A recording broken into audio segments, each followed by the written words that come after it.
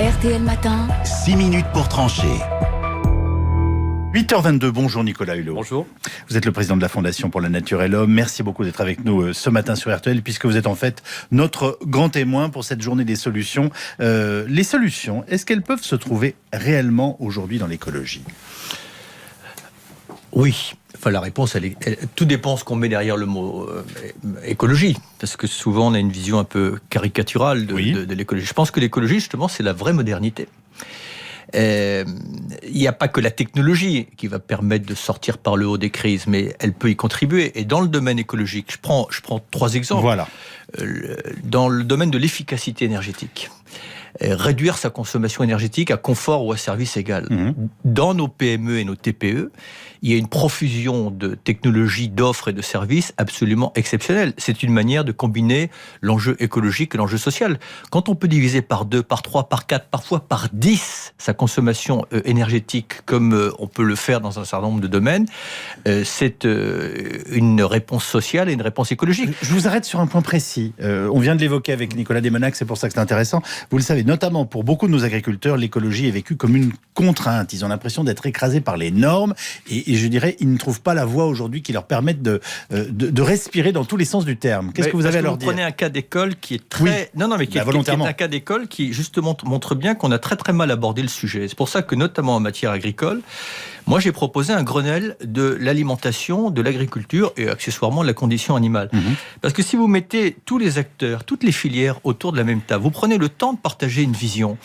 Quand vous regardez l'argent qui est consacré à l'agriculture, que 30% de la politique agricole commune profite, enfin que 70% profite à 30% de la profession. Quand vous prenez ce qu'on appelle en termes économiques les externalités négatives de l'agriculture telle qu'elle fonctionne aujourd'hui. Vous et moi, on paye 3 fois notre nourriture. Vous la payez chez le commerçant, dans le budget de la PAC et dans les conséquences environnementales et sanitaires de l'agriculture. Si on a un dialogue intelligent, et on peut aujourd'hui totalement reconditionner cet argent et avoir un modèle agricole qui soit créateur d'emplois, qui n'ait pas de conséquences environnementales et sanitaires, qui nous offre une nourriture nutritionnelle de meilleure qualité.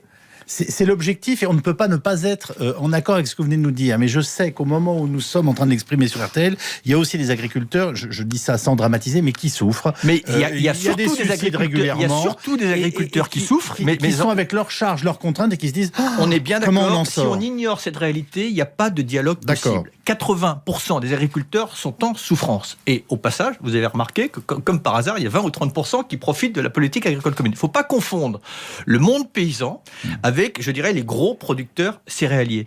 Je veux dire, il faut une répartition beaucoup plus équitable. Il y a aujourd'hui des expérimentations. Prenez le réseau Ferme d'Avenir, par exemple, qui fait de la permaculture. Ce sont souvent des agriculteurs... Qu'est-ce qu'on appelle la permaculture ? La permaculture, c'est qu'en fait, vous utilisez l'intelligence de la nature. Sur une même surface, vous allez cultiver plusieurs plantes qui vont s'aider les unes les autres. Certaines vont faire Elles se renforcent, en fait. Voilà. D'autres vont fixer l'azote de l'air dans le sol, etc.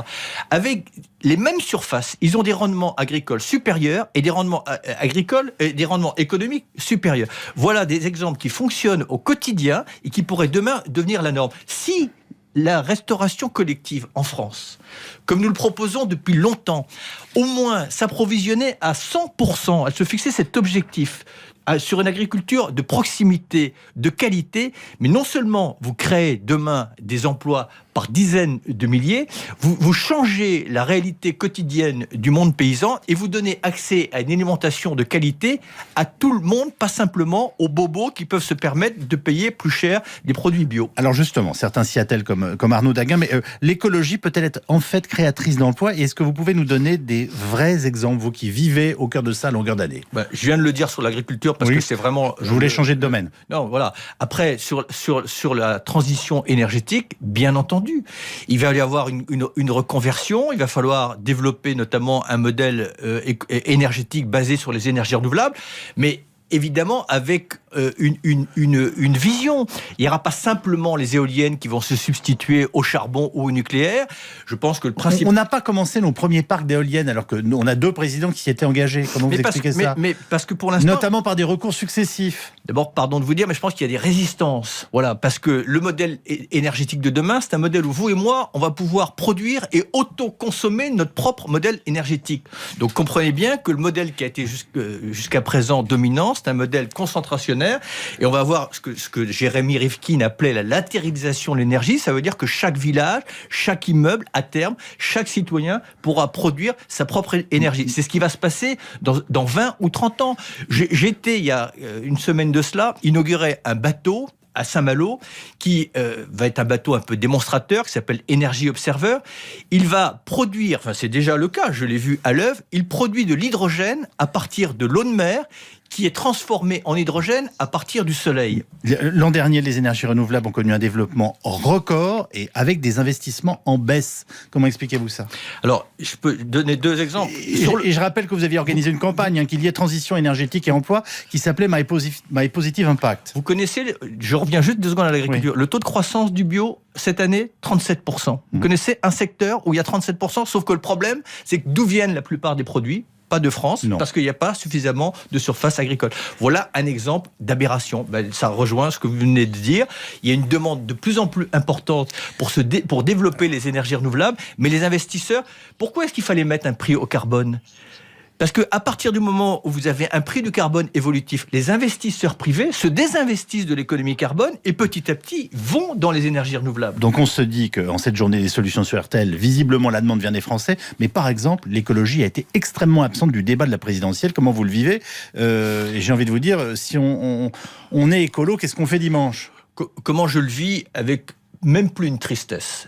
Très sincèrement, une énorme colère quand je vois la situation écologique du monde entier. Pas simplement, alors évidemment, la disparition de la biodiversité qui fond comme la neige au soleil, bien entendu, mais la raréfaction des ressources, la perte des terres agricoles, les sujets de santé et environnement. Alors je ne dis pas qu'elle était absente. J'ai identifié notamment 3 candidats qui ont une approche un peu plus exigeante de l'écologie.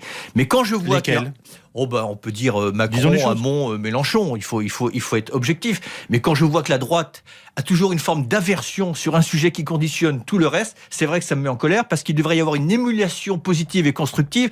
Et très sincèrement, entretenir une division politicienne sur un sujet aussi fondamental au moment où, très sincèrement, l'humanité est menacée dans ses fondamentaux, moi, ça me met excessivement en colère. Merci beaucoup Nicolas Hulot d'être venu nous voir aujourd'hui pour cette journée des solutions. Je précise que dans RTL Midi, c'est Pascal Canfin, le directeur du WWF, qui répondra aux questions de nos auditeurs au 3210, et je vous souhaite une excellente journée, en dépit de cette humeur qui était maussade concernant l'élection présidentielle. À très bientôt sur RTL.